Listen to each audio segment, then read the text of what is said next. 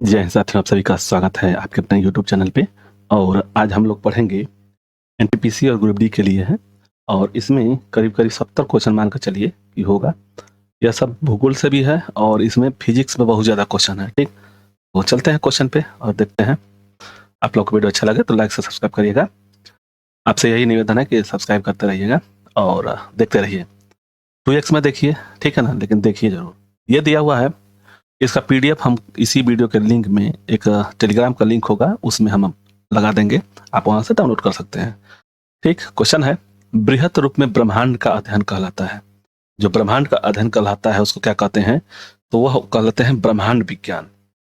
दिया हुआ एक घूर्णन और परिभ्रमण में लगभग समान समय लेने का अधिकांश पिंडी है, कौन सा है? ठीक ना, याद रखिएगा ये सब। घूर्णन गति मतलब कि जो पृथ्वी अपने स्थिति पर घूमती है, ठीक है ना, दिन रात होता है पृथ्वी। और एक होता है परिभ्रमण, परिक्रमा, सूर्य की परिक्रमा, परिभ्रमण।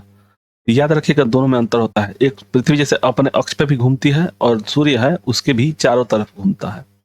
ठीक, सूर्य के चारों ओर मतलब पृथ्वी घूमती है, तो इसको परिक्रमा, सूर्य की परिक्रमा बोलते हैं। और घूर्णन जो होता है अपने अक्ष पे घूमता है। ठीक, तो पूछ रहा है कि घूर्णन और परिभ्रमण सबसे मन समान जो होता है, प्लूटो में है, यूरेनस में है, नेपच्यून में है, तो किसमें होगा? तो सबसे जो नजदीक होगा उसका घूर्णन गति और घूर्णन सेम होगा, मतलब तो इसका आंसर हो जाएगा चंद्रमा। ठीक, चलिए नेक्स्ट। निम्नलिखित में से कौन सा तारा पृथ्वी के समीप है? ध्रुव तारा है, अल्फा सेंटोरी है, सूर्य है, लुब्धक है। तो जो हम लोग पृथ्वी है ना, पृथ्वी जैसे कि हम लोग एक सौरमंडल के अंदर में है, अपना सौरमंडल अलग है, तो इसमें हम लोग हैं तो इसका सूर्य होगा, ठीक है ना। और सौरमंडल के यहाँ जाएगा तो अल्फा सेंटोरी शायद है इसमें। ठीक, चलिए तो बताते हैं। यहाँ पे सूर्य जो है, सूर्य याद रखिएगा, बुध सबसे नजदीक है, उसके बाद से दूर में थोड़ा सा जाएंगे तो शुक्र होगा, उसके बाद से पृथ्वी होगी, उसके बाद से मंगल होगा, उसके बाद से यह जो है जुपिटर होगा, उसके बाद से शनि होगा, उसके बाद से शुक्र, शनि, अरुण और वरुण। इसमें कंफ्यूजन कहाँ होता है? तो याद रखिएगा, इसको जे से जुपिटर बोलते हैं, यस से समझ में बता देंगे। और इसका यूरेनस है या नेपच्यून है? याद रखिएगा, यन जो है ना बाद में है, तो यस यू यन से याद रखिएगा। जुपिटर के बाद यस यू यन, इससे याद रखिएगा। ये सबसे बाहरी यन है, नेपच्यून है। इसमें पूछता है, इसको मार्स बोलते, मोम बोलते हैं, और इसको अर्थ, इंग्लिश में अर्थ। ठीक, अब इधर का नाम देखिएगा। तो यह जो पृथ्वी है, अब पूछ रहा है कि पृथ्वी मतलब कि पृथ्वी सर्वाधिक समीप है, तो इस सूर्य के अंदर है सबसे नजदीक। ठीक, अब इसमें एक चीज ध्यान दीजिएगा, यह जो है सूर्य से सबसे नजदीक में है बुध, याद रखिएगा, ये पूछता भी है, सबसे नजदीक में बुध है। और पृथ्वी के जो नजदीक में है शुक्र है, और पृथ्वी के दोनों साइड में यह शुक्र है, यह शुक्र है, और यह हो जाएगा यानी कि मंगल ग्रह, मंगल ग्रह। और इसी के बीच में जो है ना बहुत से कण है। ठीक, इसके बाद यहाँ से इसको आंतरिक बोलते हैं, इसको वाह्य बोलते हैं, वाह्य ग्रह, और इसको आंतरिक ग्रह। इस जब भूगोल में पढ़ेंगे ना तो बहुत बढ़िया से डिटेल से पढ़ लेंगे। तो ये समझ जाइए कि पृथ्वी जो है सूर्य के, या सूर्य हो गया, सूर्य के समीप में बुध है। और पृथ्वी के बारे में पूछ रहा है तो पृथ्वी का सबसे नजदीक तारा जो है सूर्य है। चलिए, ब्रह्मांड में विस्फोटित तारा कहलाता है धूमकेतु, उल्का, स्वार्स और अभिनव तारा। तो इसका आंसर 4 का क्या हो जाएगा? डी होगा, अभिनव तारा। नेक्स्ट है, हमारे अंतरिक्ष में कितने तारामंडल है? ठीक, तो ये जब हम पढ़ रहे हैं अभी, तो एक पुराना क्वेश्चन है ना, तो इसका आंसर हो जाएगा, दिया हुआ है सी, 89। आगे, हमारी आकाशगंगा की आकृति है, इंपॉर्टेंट क्वेश्चन, यह पूछता भी है। वृत्ताकार है, दीर्घ वृत्ताकार है, स्पाइरल है, इनमें से कोई नहीं, तो 6 का आंसर हो जाएगा सी, स्पाइरल है। नेक्स्ट है, हमारी आकाशगंगा में की केंद्र की परिक्रमा करने में सूर्य को समय लगता है कितना? 250 करोड़, 10 करोड़, 2500 करोड़, 500 करोड़। तो इसका आंसर 7 का आंसर हो जाएगा सी, 2500 करोड़, 25 करोड़ वर्ष। ध्रुव तारा की दिशा होती है उत्तर दिशा, दक्षिण दिशा, पूर्व दिशा एंड पश्चिम दिशा। तो इसका आंसर 8 का हो जाएगा ई, उत्तर दिशा। ठीक, चलिए, तारे का रंग सूचक है, तारे का जो रंग सूचक है सूर्य से दूरी का, उसकी ज्योति का, उसकी पृथ्वी की दूरी का, उसका तापमान का, तो जो तारे में जो रंग सूचक होता है ना, उसका आंसर हो जाएगा डी, हो जाएगा, उसका तापक्रम का मतलब होता है। ठीक, वर्तमान आकलन के अनुसार ब्रह्मांड की आयु कितनी है? 25 मिलियन वर्ष, 500 मिलियन वर्ष, 125 मिलियन वर्ष, 13 मिलियन। तो इसका आंसर हो जाएगा 10 का डी, हो जाएगा 13 बिलियन वर्ष होता है। एक कृत्रिम उपग्रह में विद्युत ऊर्जा का स्रोत क्या है? कृत्रिम उपग्रह तो ऊर्जा का स्रोत क्या है? थर्मोपाइल है, सौर सेल है, डायनामो है और लघु नाभिक रिक्त तरीके तो कहाँ जाएगा? कृत्रिम उपग्रह की बात हो रही है, तो सौर सेल होगा। 11 का आंसर हो जाएगा बी। नेक्स्ट है दुग्ध मेखला मिल्की वे, सौरमंडल का एक ग्रह है, एक तारा है, एक मंदाकिनी है, एक तारामंडल है। तो दुग्ध मेखला क्या है? तो यह एक मंदाकिनी है। नेक्स्ट है शीघ्रता से घूमने वाले तारे जो उच्च रेडियो तरंग को छोड़ते हैं कहलाते हैं पल्सर, न्यूट्रॉन तारे, पल्सर, इनमें से सभी।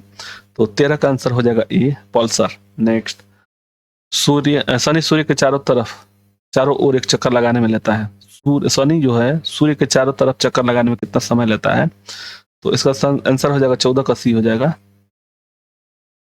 इवनिंग स्टार यानी कि शाम का तारा किसे बोलते हैं? मंगल को, बृहस्पति को, शुक्र को। तो भोर का तारा और शाम का तारा इसको शुक्र को बोलते हैं। तो इसका आंसर हो जाएगा सी, 15 का सी। नेक्स्ट है पृथ्वी के चारों ओर गैसों के समूह को क्या कहते हैं? वायुमंडल बोलते हैं।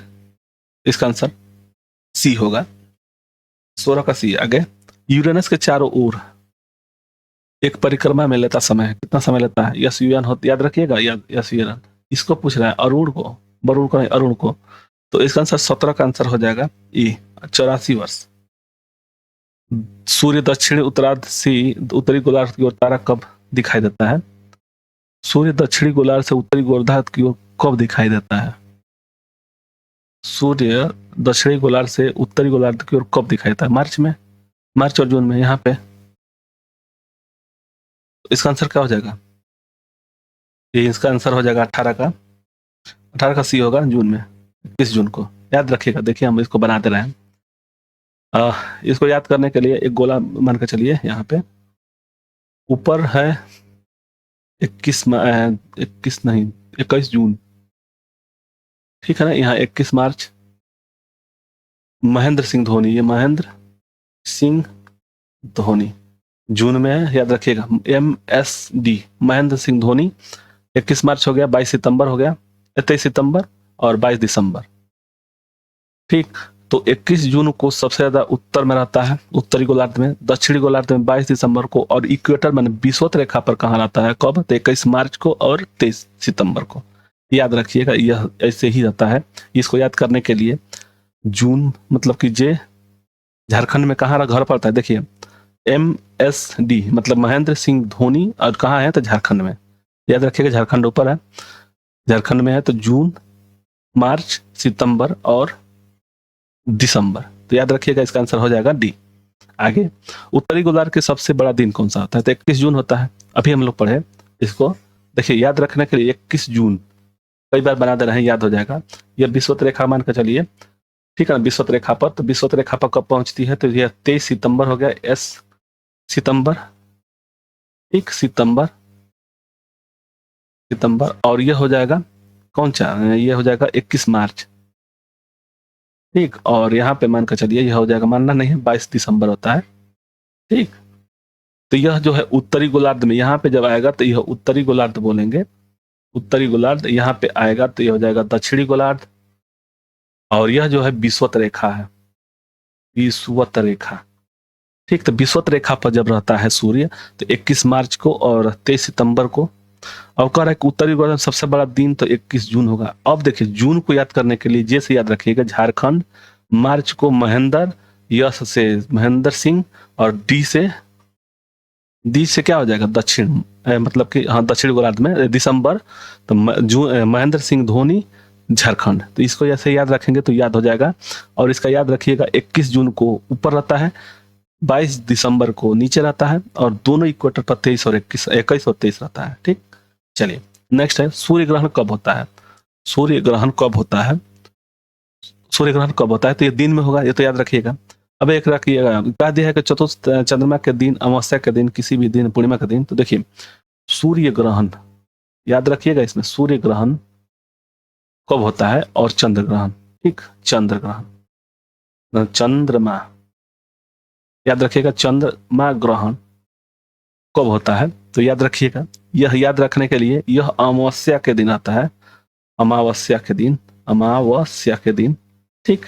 यह जो है ना, यह जो सूर्य से है संबंधित रखिएगा। और चंद्रमा है पूर्णिमा के दिन, पूर्णिमा के दिन।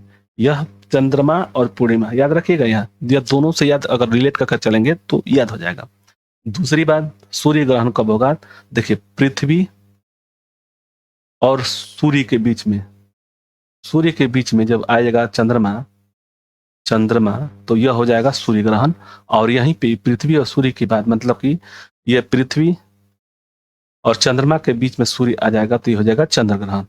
ठीक, तो याद रखिएगा इन दोनों को। और सूर्य ग्रहण अमावस्या के दिन, यह इसमें भी यह है, तो सूर्य ग्रहण अमावस्या के दिन, चंद्रमा पूर्णिमा के दिन लगता है। ठीक, चलिए, कौन सा ग्रह पृथ्वी के नजदीक है? सबसे मतलब ये पूछता भी है। तो सूर्य का, पृथ्वी की बहन किसको कहते हैं? तो शुक्र को। तो इसका आंसर हो जाएगा ए। 21 का ए।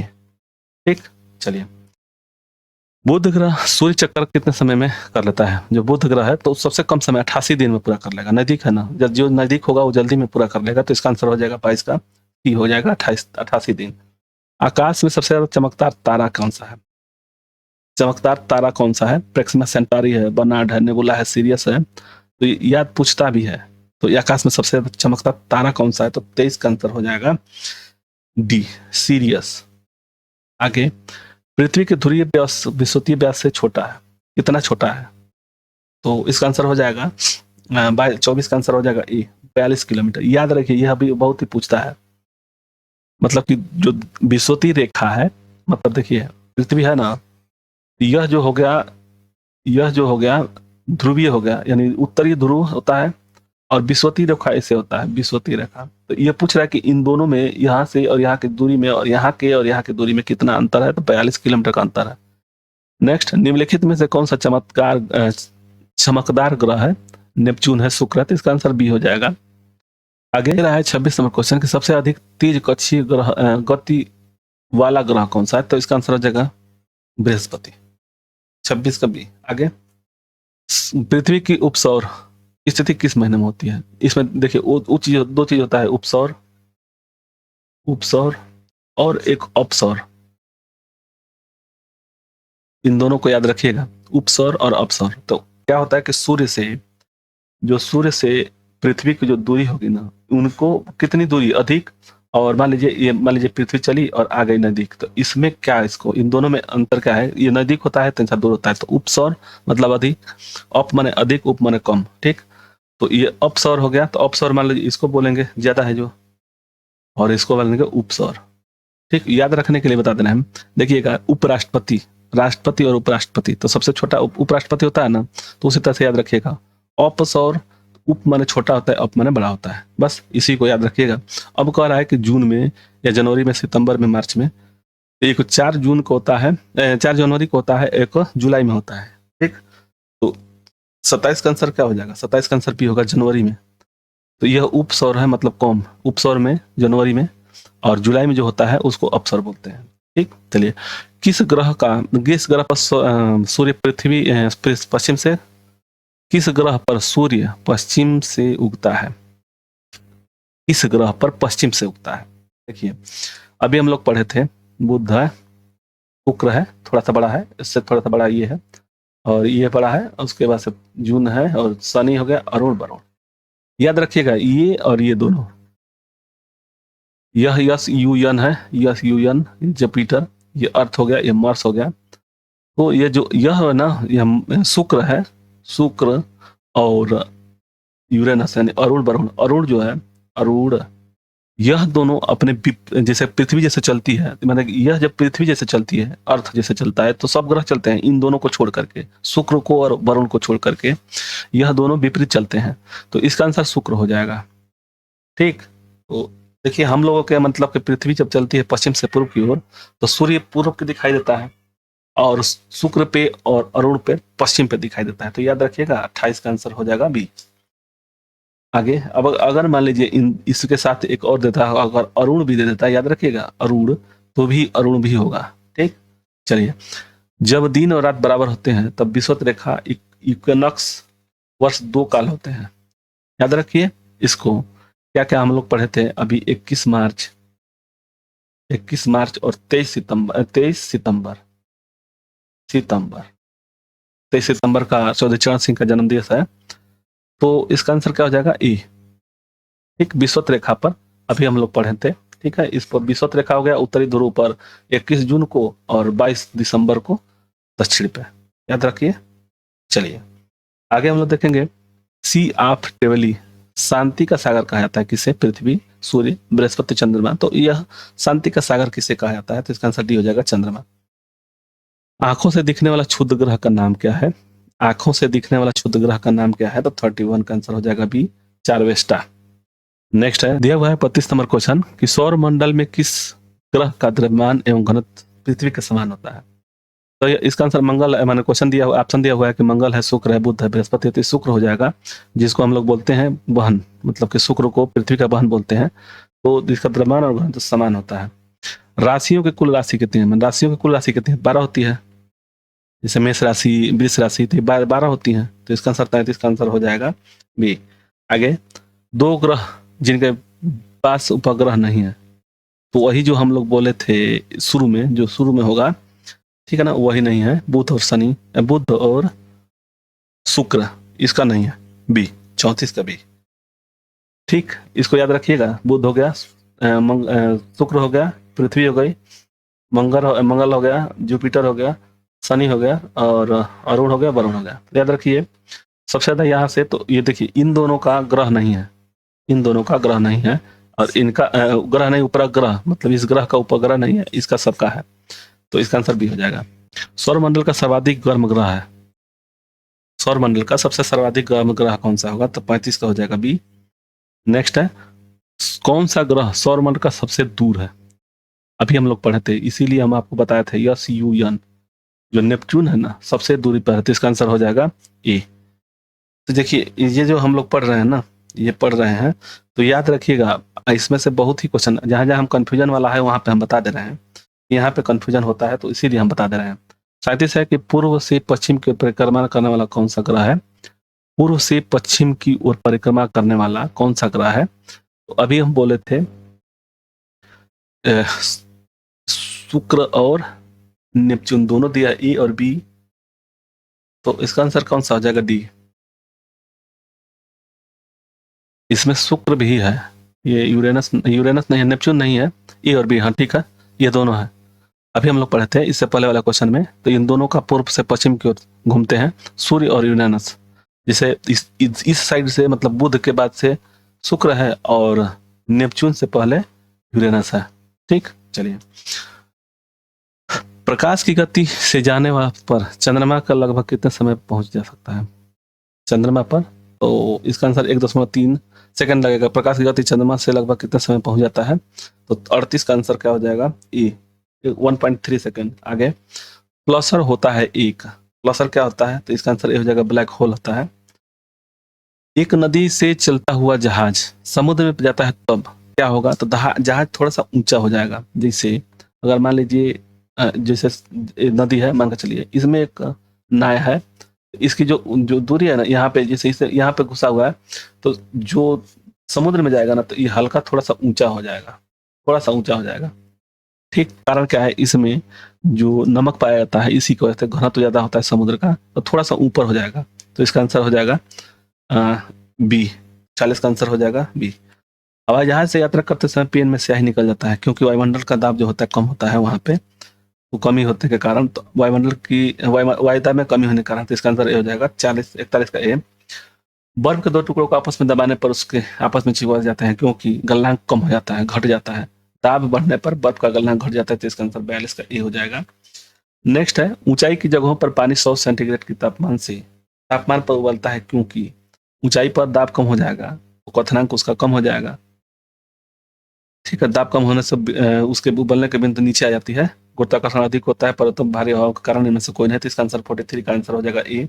वायुमंडलीय दाब कम होता है, इसलिए उसका जो बॉइलिंग पॉइंट है कम हो जाता है। प्रेशर कुकर में सब्जियां जल्दी पकाई जा सकती है, क्योंकि दाब बढ़ जाता है, तो क्वथनांक बढ़ जाता है। तो इसका आंसर हो जाएगा बी, 44 का बी। नेक्स्ट है, हाइड्रोजन से भरा रबड़ का गुब्बारा वायु से ऊपर जाकर फट जाता है, जानते हैं क्या? क्योंकि दाब जो होता है ना, वायुमंडल का दाब नीचे बराबर मान लीजिए रहता है, उसको जब जाएंगे तो दाब कम हो जाएगा, तो हाइड्रोजन फटने लगेगा, तो इसलिए फट जाता है। तो इसका आंसर हो जाएगा, तो इसका आंसर डी होगा। ठीक है। आगे लोलक घड़ियां गर्मियों में सुस्त हो जाती हैं क्योंकि उसकी लंबाई बढ़ जाती है, बढ़ जाने के कारण। ठीक, तो इसका आंसर 46 का हो जाएगा सी। वर्षा की बूंद गोलाकार होती हैं, गोलाकार होते पृष्ठ तनाव के कारण, तो इसका आंसर ए हो जाएगा 47 का ए। जो तेल दीप बत्ती के ऊपर चढ़ने किस हेतु के कारण होता है, किसका, इसका आंसर ए हो जाएगा। ठीक, तो 48 का आंसर ए। आगे देखेंगे, पास आती हुई रेलगाड़ी की सीटी की आवृत्ति बढ़ती जाती है, इसका कारण क्या है? डापलर प्रभाव है, इसका आंसर डी होगा, बी होगा।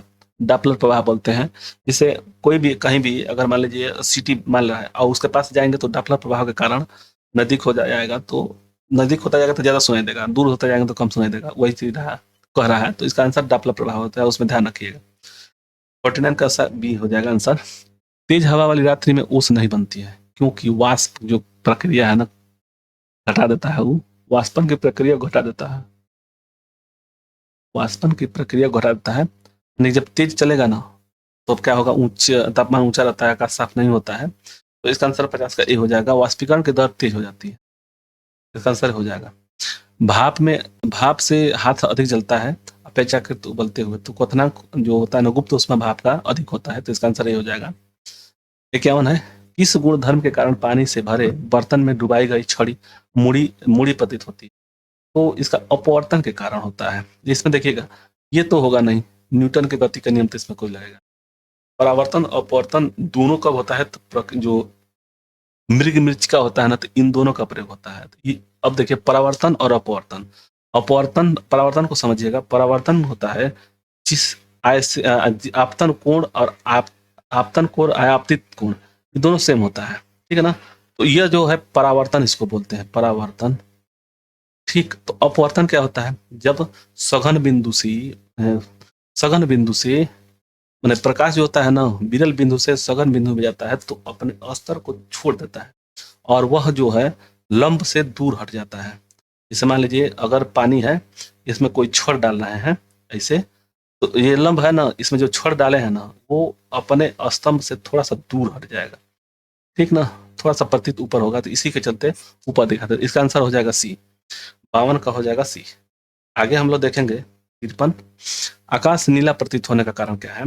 प्रकीर्णन के कारण। जो नीला का प्रकाश होता है ना बहुत तेज प्रकाश होता है और नीला जो होता है प्रकाश में फैल जाता है, इसी की वजह से प्रकीर्णन के कारण। तो 53 का आंसर हो जाएगा सी। ठीक, नीला बहुत तेज फैलता है तो इसी के कारण से नीला दिखाई देता है। पृथ्वी पर जो पानी है, पानी की वजह से नीला भी दिखाई देता है आकाश से। चलिए, वायुमंडल में प्रकाश का विसरण का कारण क्या है? प्रकाश के विसरण का कारण क्या है? कार्बन डाइऑक्साइड, धूल, हीलियम, जलवाष्प। तो इसका आंसर 54 का हो जाएगा बी, धूल कण। आगे, समुद्र नीला प्रतीत होने का कारण क्या है? अधिक गहराई, आकाश में परावर्तन के जल का प्रकीर्णन जो है ना, जल का नीला रंग, ये जो प्रकीर्णन है, तो इसका आंसर 55 का हो जाएगा बी। आगे, अस्त होते समय सूर्य लाल दिखाई देता है, इसका कारण क्या है?